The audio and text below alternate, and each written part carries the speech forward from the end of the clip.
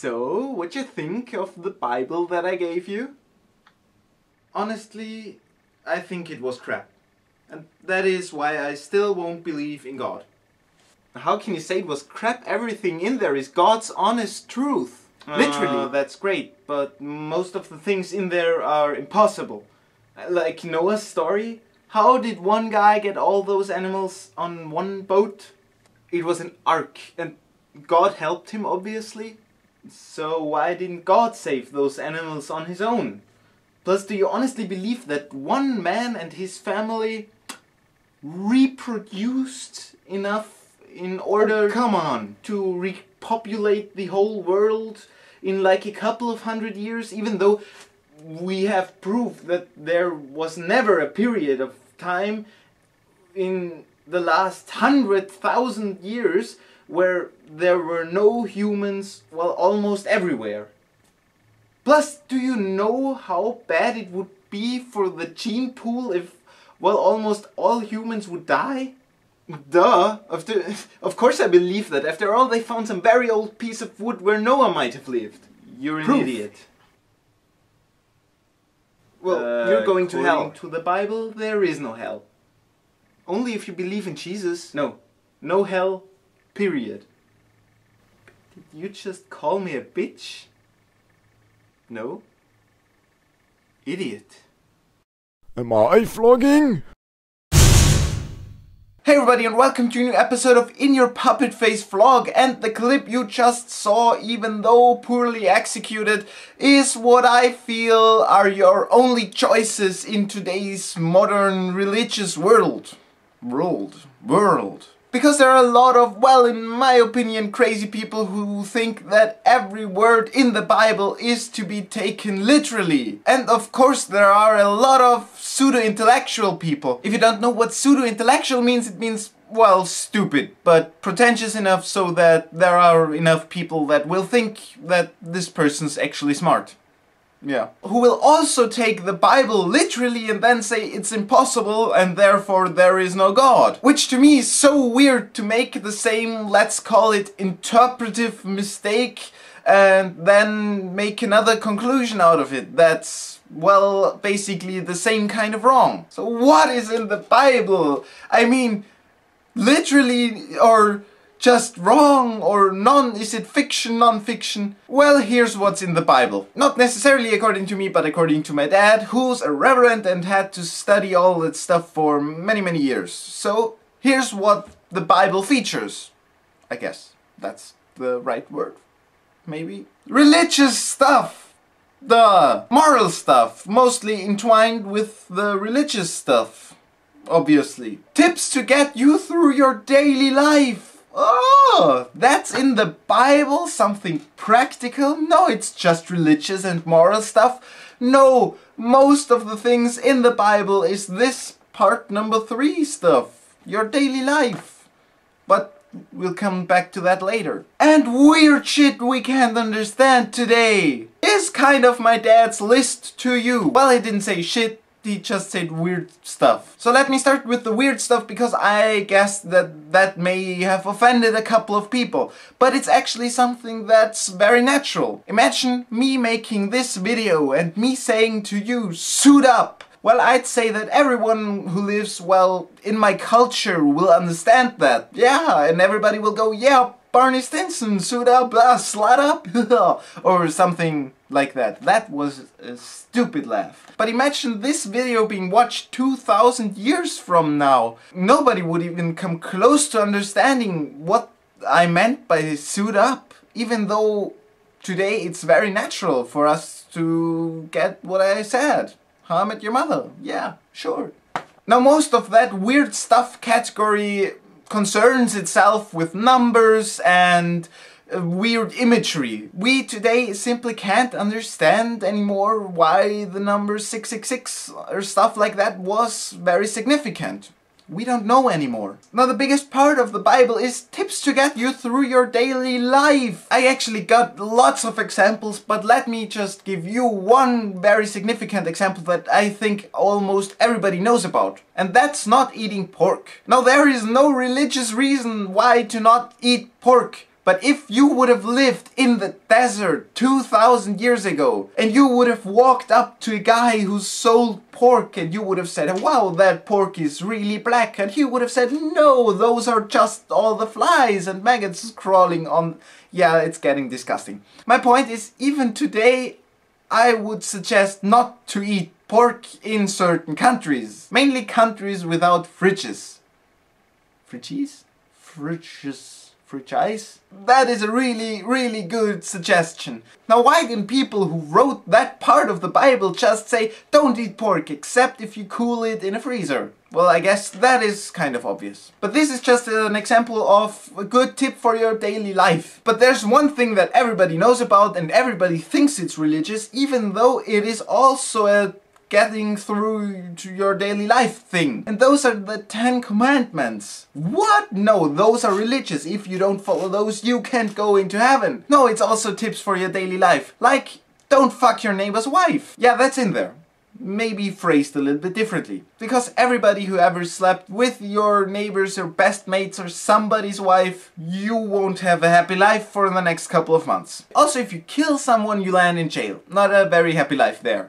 So, don't kill people. Be nice to your parents, because then as a kid you will get food and shelter and stuff like that, and when you grow up you will get money to go to college. Thanks, Mom and Dad. So most of the Bible is actually just good tips of getting you through the day. But let's move on to religious and moral stuff. There are hundreds of stories in there that are simply moral and religious stories. And that's why I really like the Noah story, because first of all, everybody knows that. If you don't know that, the story goes like this. God comes down to earth and knocks on Noah's door. Noah's wife answers the door and God asks, hey, where's Noah? And she says, oh, that drunk, he's probably in that bar fooling around with that little whore. And you probably get the point. Anyway, God tells Noah to make a big boat, an ark, and then put 2 of all the animals on there, and then save all the animals from a huge flood that God makes because he wants to kill everything. Anyway, to say this story actually happens, well, it's really impossible. So could this story be a moral one? So yeah, it's a story entwined with religion and morals. Basically saying God doesn't want us dead. That's the religious part. I mean, he saved every animal out there, even the banana slug, which that one I wouldn't have saved.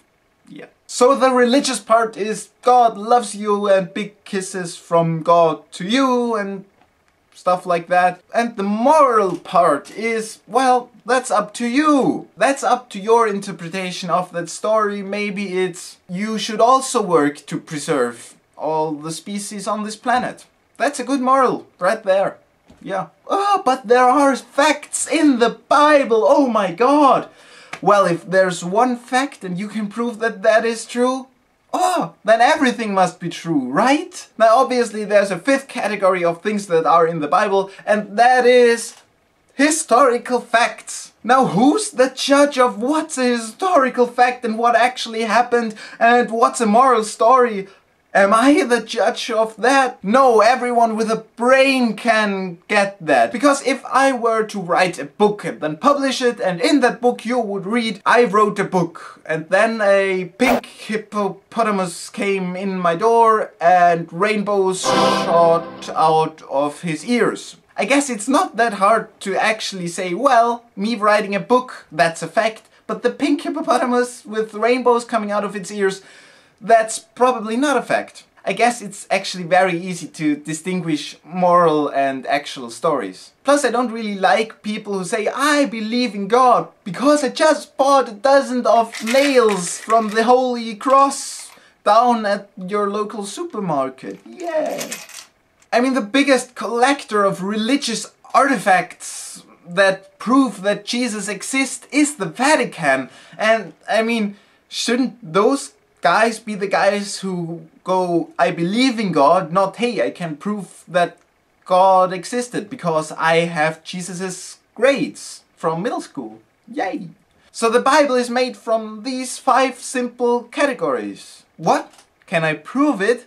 Why, yes, I can! Because here's what you do. You go to your local supermarket and buy a couple of those things. And on your way there you realize that there's a street fair or something like that. And there's a bouncy castle, and there was even a magician. But the magician kind of sucked. But I mean, he was actually just for the kids. But it was still fun to watch. And when you come back home with, let's say, 5 of your notepads, then give 4 of those to, let's say, your best friends. And then say for a project you want to put together things that are important for them. It doesn't matter what it is, just anything important, and the most important parts go into, well, your Bible. And that in 1 month or so they should fill their notepad. Now at the end of that month, just read what those people wrote. Some people will have written down moral stuff, like don't eat animals or something like that. Some people will have written down, oh, war broke out in Syria or something like that. And other people will write down day-to-day advice, like tie your shoelaces because you won't trip over them when you go out. Basically, if you make a collection of, well, important stuff where many people can write down anything and the most important go into this Bible, you will always end up with these 5 categories out of which to pick.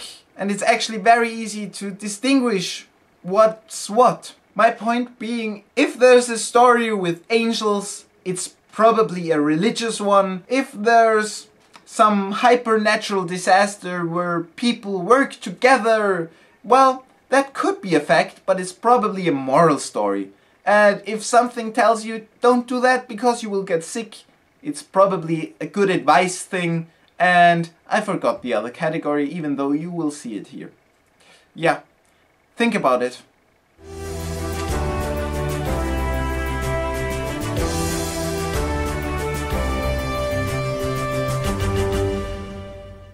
Hey everybody, thanks for watching. Please give this video a thumbs up if you liked it, or because the people that you don't like dared you to it. Yeah, they said you wouldn't do it. Yeah. Also, they said you would never dare to subscribe to this channel. I told them that that was bogus, but they said you wouldn't have the balls or girl parts to do that. Anyway, to subscribe, please just click here or up there, and there's lots more to come. Also, please leave a comment on, well, whatever. You can leave your religious opinion, you can tell me, well, I'm completely wrong and you want to know where I live, because, you know what, maybe not everything.